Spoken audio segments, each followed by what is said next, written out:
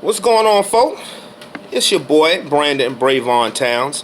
And I'm just coming on here today just to give you my week review, my week 4 review of the NFL as week 5 starts tonight. Probably as slow as my phone loads up.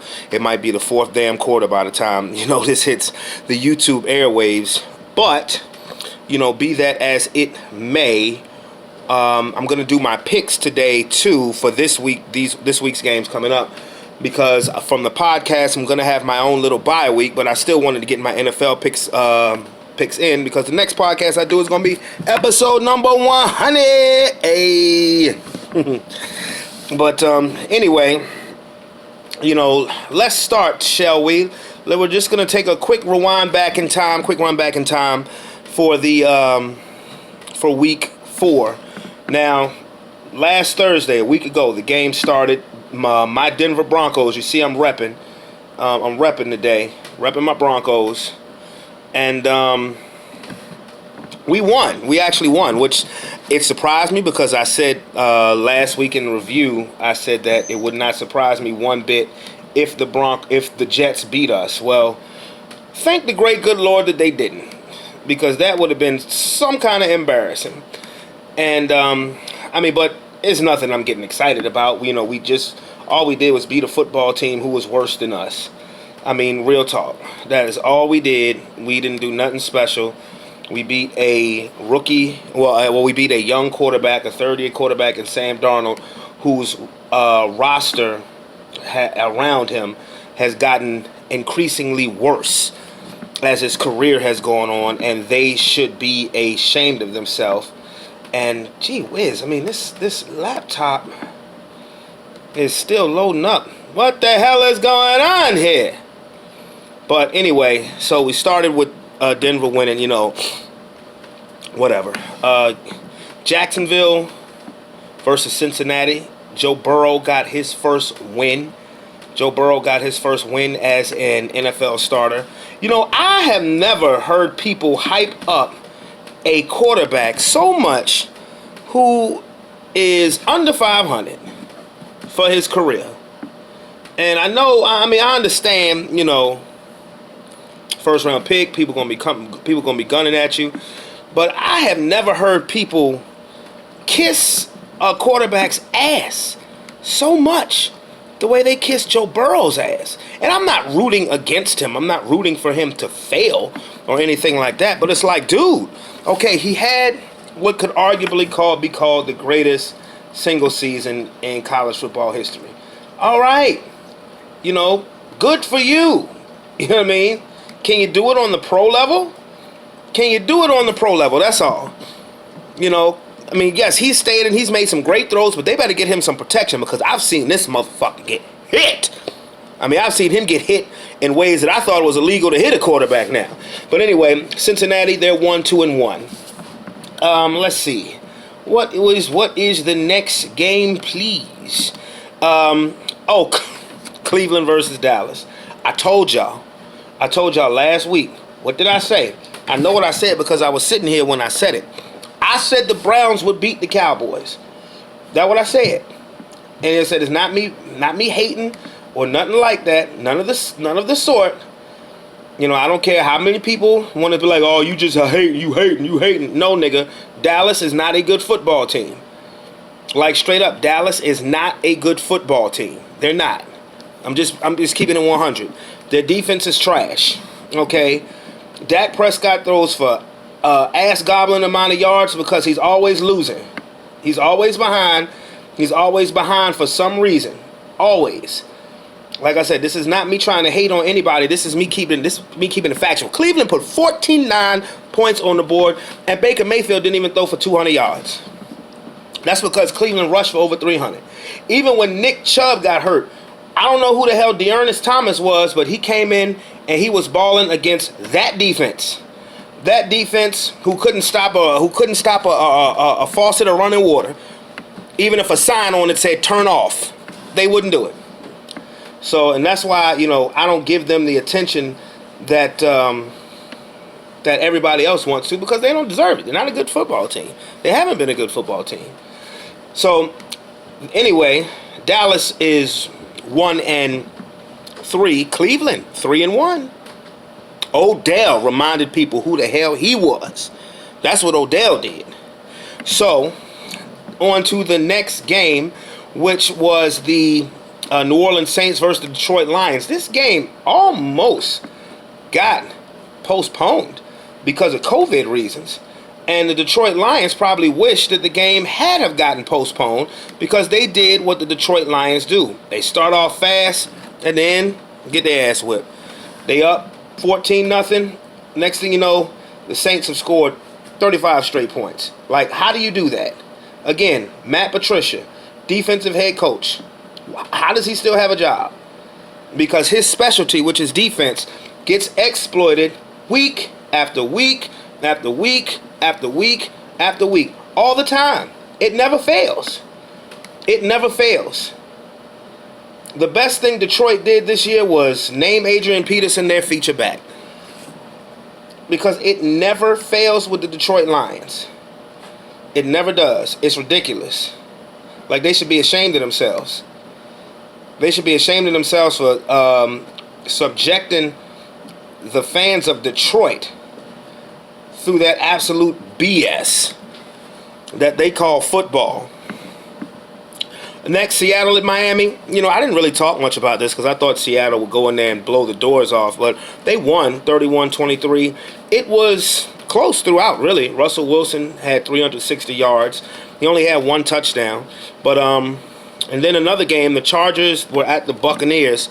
Tom Brady threw another pick six, but they did rally. He threw 5 touchdown passes. Like I said, Tom Brady, Drew Brees are going to have brilliance in spurts. It's not going to be consistent. Them days are over. People need to get over it, and people need to deal with it. But it doesn't mean that they still can't win a Super Bowl. You know, but they have parts around them that will be very good assistance to them winning. Baltimore at the DC Dickage. Yes, that's what I still call them. That's what I'm going to call them all season. The DC Dickage. Get used to it. Baltimore bounced back 31-17. And actually, Dwayne Haskins has now been benched. He won't be the starting quarterback for the DC Diaz. It'll be Kyle Allen. Pretty soon you'll see Alex Smith. I'm almost betting to say shortly after midseason, because they still will be in the running for the division. The NFC East stinks. Hell, if it wasn't for a tie from Philadelphia, I'll get into that later. But I expect to see Alex Smith soon. Baltimore, good recovery win. The Arizona Cardinals are not who we thought they were. Neither apparently are the Carolina Panthers. Arizona, everybody's expecting Kyler Murray to take that step forward. He looked great the first 2 weeks. Him and DeAndre Hopkins. But they lost last week. Well, I guess they lost in week 3. A game that they should have won. They lost to Detroit. And then they go to Carolina, a team that was seen that would be kind of inferior this year. And they lost 31-21. Carolina's sneaky good because they play hard. I like their new coach. And Teddy Bridgewater's a serviceable quarterback, man. You know, so people are kind of even writing him off even as a starter. Carolina's not bad. They're not who we thought they were. Minnesota at Houston. How about this? So the Vikings win the game, right? They win the game 31-23. And now Bill O'Brien has been fired as head coach and general manager. And Houston, who was my dark horse team, has made me out to be such a liar. They're 0-4. They look bad. I was trying to give Bill O'Brien the benefit of the doubt with all the receivers that he had gathered up in replace of DeAndre Hopkins, even though none of them are nearly as good as DeAndre Hopkins. But they look bad. And then apparently he got into it with J.J. Watt, who's even more Captain America than Tom Brady. So you get into it with J.J. Watt, you got to go. You get into it with Clowney, you can ship Clowney off. You get into it with Hopkins, you can ship Hopkins off. But when you get into it with Captain America, your ass got to go. Which is part of his ridiculousness because they should have kept Clowney. And they should have kept Hopkins. But now, let's see what happens. Romeo Crennel will take over as the interim head coach. Giants versus the Rams. Rams won. So what? I mean, Giants suck. New York football sucks right now. Colts at Colts were at the Bears. This was the first start for Nick Foles. I don't know what it is. I don't know why it is. Nick Foles seems to only have success when he's in Philadelphia. And maybe the Colts defense are better than what we thought. Right now, I think they're number 1 in the league. The Bills beat the Raiders 30-23. People are talking Josh Allen, possible MVP candidate. I mean, Buffalo's 4-0. Minnesota, and the Sunday night game, Philadelphia did beat San Francisco 25-20. I called them to win. They came through for me. Yo, the NFC East is horrible. Philadelphia, with that win, it was their first win of the season. They are 1-2-1, and they have sole possession of first place in the NFC East. Bruh, did you hear? Let me repeat that. The Philadelphia Eagles in Week 4 of the 2020 NFL season just got their first victory to get their record to 1-2-1. 1 win, 2 losses, 1 tie. And because of that 1 tie, the Philadelphia Eagles are in sole possession, not tied for, sole possession of first place in the NFC East with a 1-2-1 record. That's horrible. That's pathetic.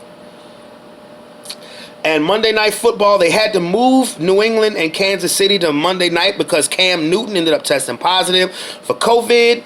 Belichick had a great defensive scheme running, but his quarterbacks kept on turning the ball over, and Julian Edelman forgot how to catch. So Kansas City did win 26-10. And then on the actual Monday night game, my NFC dark horse, the Atlanta Falcons. Oh, hush up, Kobe. The Atlanta Falcons, who has also made me look horrible. I don't know how Dan Quinn still has his damn job, but they lost to the Packers. Aaron Rodgers is back in MVP form. Stop.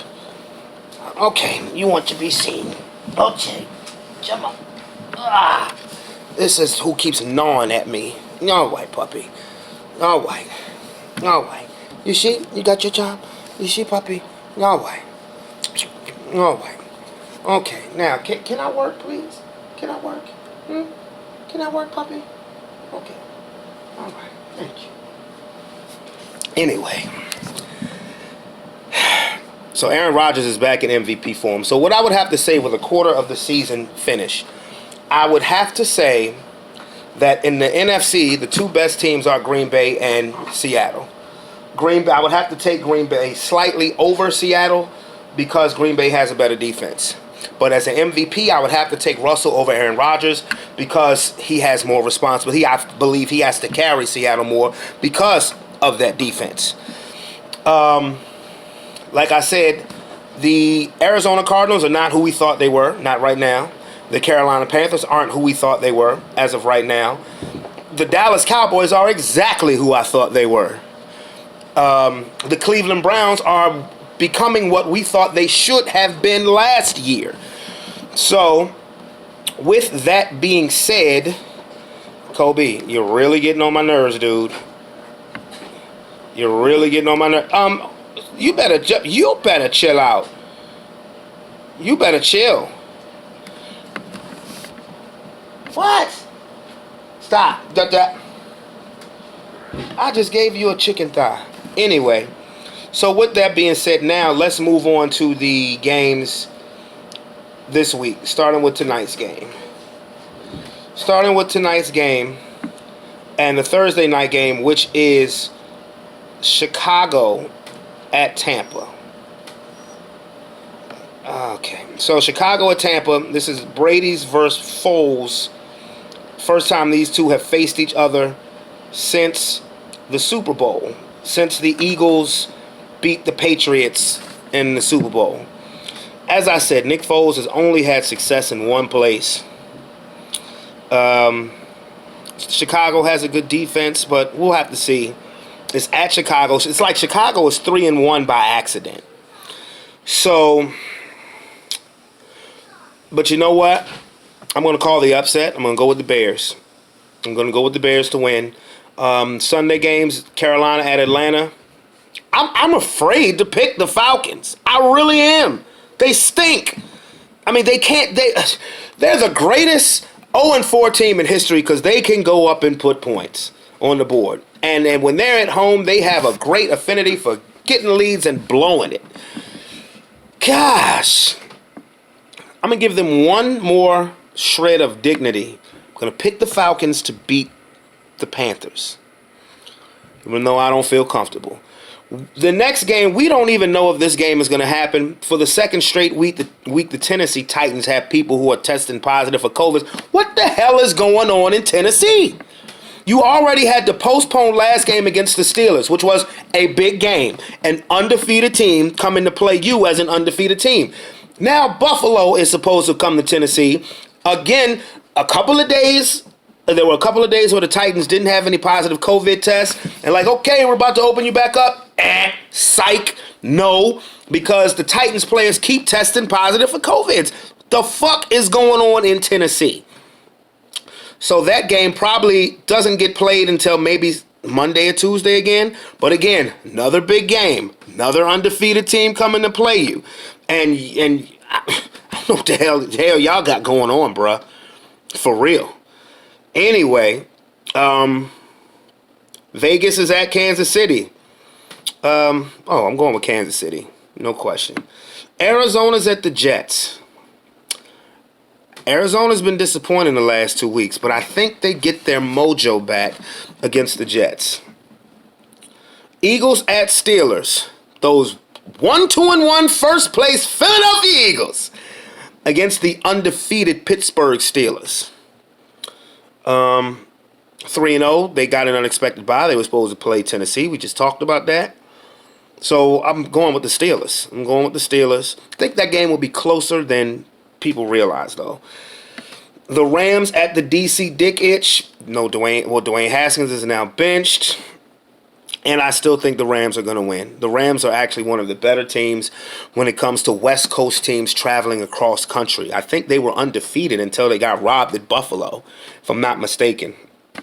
And that's under Sean McVay. Cincinnati at Baltimore. Burrow has showed Hort. I think he's going to get busted up some more. I'm going with the Ravens. Plus, the Ravens now know that they need to keep up with the Steelers. Jacksonville at Houston. I think now that J.J. Watt has gotten Bill O'Brien the hell up out of there, I think Houston, my last shred of confidence for them too. But I think they win this one to try to send a message. I mean, what you can hope for now if you're the Houston Texans is really to try to salvage your season. There's an extra playoff spot available this year. But you got to start winning some games, man. I mean, Tennessee's undefeated. The Colts look good. Their defense look good. Phillip Rivers doesn't yet look shot. So the chances of you winning the division is already slim to nil because Tennessee's 3-0. Colts are 3-1. Y'all are 0-for. I mean, this is a game for last place in this division. The loser is going to be in last place. And then Miami at San Francisco. Miami's been a tough out for everybody.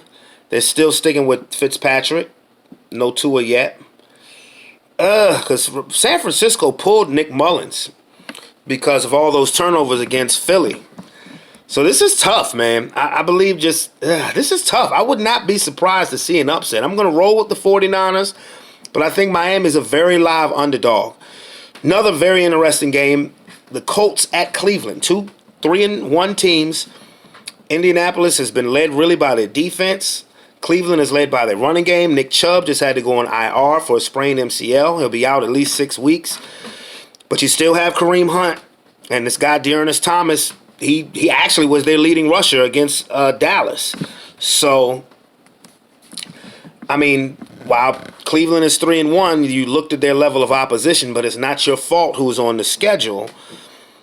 And I'm going to go with the Browns in this one. You know, if they really want to, this would be a statement game at home. I think they'll have some fans in Cleveland versus a 3-1 team, a formidable team. And I think Cleveland will get it done. New York at Dallas. If Dallas loses this, if Dallas loses this one, they'll win. Giants suck. I don't know who's worse, the Giants or the Jets.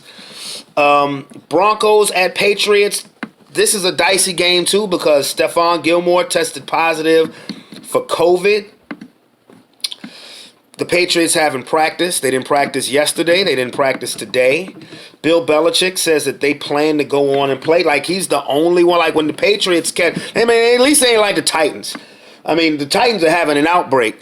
The Patriots, you have two players that have caught it. How the hell? And he played every defensive snap against Kansas City. How the hell nobody from the Chiefs or nobody else from the Patriots caught COVID is beyond me. I have no idea. That is crazy. But if Gilmore's not playing and Cam isn't playing, we got a shot. Only thing I say is this. I saw how Belichick's defense for 30 minutes, which is the norm with them against Kansas City, they shut them down. Our offense stinks. I mean, we have some playmakers, but as usual, quarterback situation. I'm not gonna be a homer, even though I'm repping. Patriots are gonna beat us. Now, I like our chances without Cam and Gilmore. But I don't have us coming to New England. Not the way we're currently constructed and winning. Minnesota at Seattle. It'll be a shootout, but I think Seattle wins. That's Sunday Night Football. Monday Night Football is the Chargers at the Saints. Justin Herbert is now the starter for the rest of the season, even though we knew that. I don't know why Anthony Lynn, Tyrod Taylor gets healthy. He's our quarterback, man. When Justin Herbert came in and played well against the Chiefs, ain't nobody boo-boo the fool. We knew this was now his team. We knew Tyrod Taylor was nothing but a placeholder. We just didn't know it would only last a week because your training staff stabbed him in the ribs. What kind of shit was that? But I got the Saints winning. They're starting to get in stride. So that's the review of last week. Those are the picks for this week. So I'll be back with the podcast next week, episode number 100. And tomorrow night, Lakers are going to close the deal. They're going to win this for Kobe in the Mamba jerseys. Lakers are going to close the deal. Of course, it's going to bring up that old stupid conversation of was it LeBron or Jordan? LeBron or Jordan? I'm not a LeBron fan.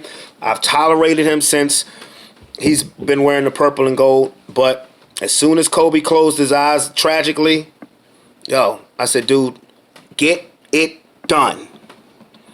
This is for Kobe. Period. Get it done. I think they will get it done. They'll get it done tomorrow. Miami has been game. They've been a great story. This is LA's time. This is for Kobe. Okay? So anyway, I'm out this bitch. Alright? I holla at y'all. It's your boy, Brandon Brave Easy, Fo Sheezy. Let me stop. I'll holla at y'all later.